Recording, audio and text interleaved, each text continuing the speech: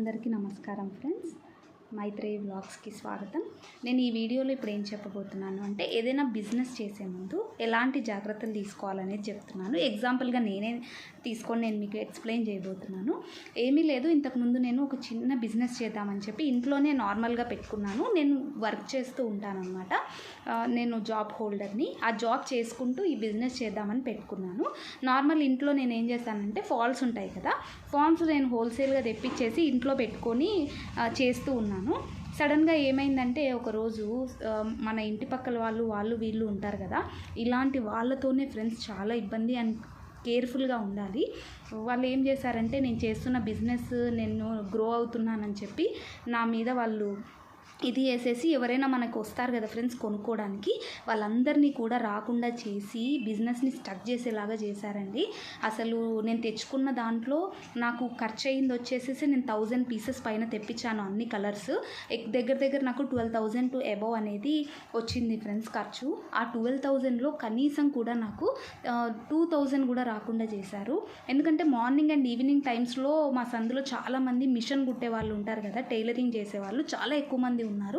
అందుకోసం నేను తెప్పించాను. బయట రేట్ కన్నా కూడా నేను చాలా తక్కువగా ఇస్తున్నాను వాళ్ళకి. అంటే నేను కొన్న రేట్ మీద ఓన్లీ నాకు 1% ప్రాఫిట్ వచ్చేలాగా పెట్టుకున్నానండి. చాలు, అంతైనా మనకు అలవాటైతే నెక్స్ట్ మనం గ్రోత్ చేసుకోవచ్చు బిజినెస్ని అని చెప్పేసి పెట్టుకున్నాను.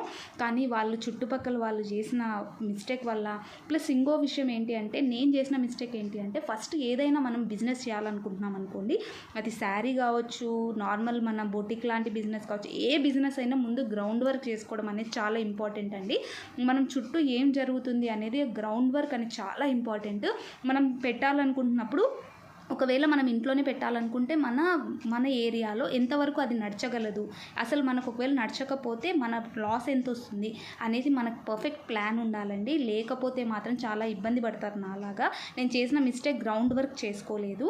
యాక్చువల్గా నేను పెట్టిన ఏరియాలో దగ్గరలో షాప్స్ అయితే ఏమీ లేవు. ప్లస్ బయట ఉన్న రేట్ కన్నా కూడా నా రేట్ చాలా తక్కువగా నేను పెట్టాను. యాక్చువల్గా బయట 18 రూపీస్ అలా ఉంటే నేను కేవలం 12 రూపీస్కి మాత్రమే ఇస్తానని కూడా చెప్పాను. కానీ ఈ చుట్టుపక్కల ఉన్న వాళ్ళ పరిస్థితి వల్ల రాకుండా చేసి నన్ను నష్టపోయేలాగా చేశారు. తర్వాత నేను ఏం చేశానంటే ఇంకా సైలెంట్గా షాప్కి వెళ్ళి నేను వేయడం స్టార్ట్ చేశాను. అక్కడి నుంచి కూడా నేను తెచ్చుకున్న వరకు మెటీరియల్ అంతా పూర్తిగా కూడా కంప్లీట్ అయిపోయిందండి.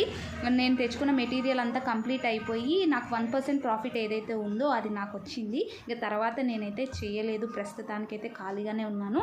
ఇంతకుముందు కూడా మీకు చెప్పాను నేను స్టాక్లో ఇన్వెస్ట్ చేస్తూ ఇంకా స్టాక్ మార్కెట్లో ఉండిపోయానని. సో ఇలా నేను చేసిన మిస్టేక్ వల్ల మాత్రం నాకు ఇంత లాస్ అయితే ఇట్లా లాస్ కాలేదు, కానీ ఓన్లీ చిన్న ప్రాఫిట్తో మిగిలిపోయాను. కానీ అందుకే నేను చెప్తున్నాను, ఏదైనా మీరు బిజినెస్ చేయాలి అనుకుంటున్నారు అంటే ఫస్ట్ గ్రౌండ్ వర్క్ మాత్రం కంపల్సరీ చేసుకోండి.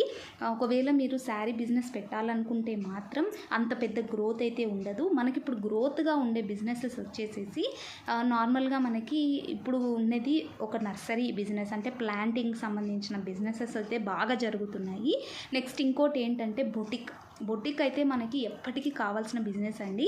మనకి ఎప్పటికన్నా కానీ మనకి ఫుడ్, షెల్టర్ అండ్ క్లాత్స్, ఈ మూడు ఒక మనిషికి ఇంపార్టెంట్. కాబట్టి ఈ మూడిటి మీద ఏదన్నా బిజినెస్ చేసినా కానీ ఎప్పటికీ కూడా సక్సెస్ అవుతారే కానీ సక్సెస్ కాకుండా రివర్స్ అయితే కారు. కాబట్టి నేను చెప్తున్నది ఏంటి అంటే పేషెన్స్ అనేది చాలా చాలా ఇంపార్టెంట్ అండి.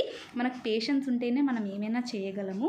మనకు లాస్ వచ్చినా కానీ మనం ఫర్గ్యూ కాకుండా దాన్ని అధిగమించడానికి మనం నెక్స్ట్ ప్లాన్ ఏం చేయాలని ఆలోచించిన రోజు మనం సొంతంగా మన కాళ్ళ మీద మనం నిలబడగలగాలండి. మనం ఒకరిని 10 రూపాయలు వేరే వాళ్ళని అడుక్కోవడం కన్నా కానీ మన దగ్గర ₹1 ఉండి మనం ఖర్చు పెట్టుకోవడం వేరు, ఒకరిని అడిగి ఖర్చు పెట్టుకోవడం వేరు.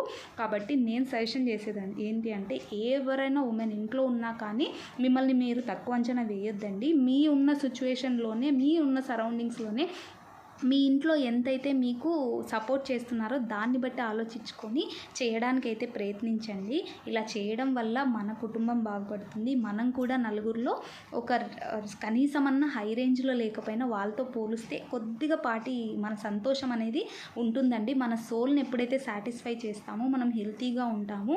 మన సోల్ని సాటిస్ఫై చేయలేకపోతే మాత్రం మనలో ఉన్న బాధ అనేది బయటికి ఎవరికి కూడా చెప్పలేని పరిస్థితిలో ఉంటాం. కాబట్టి ఏదైనా చేసే ముందు దయచేసి ఆలోచించే స్టెప్ మాత్రం తీసుకోండి.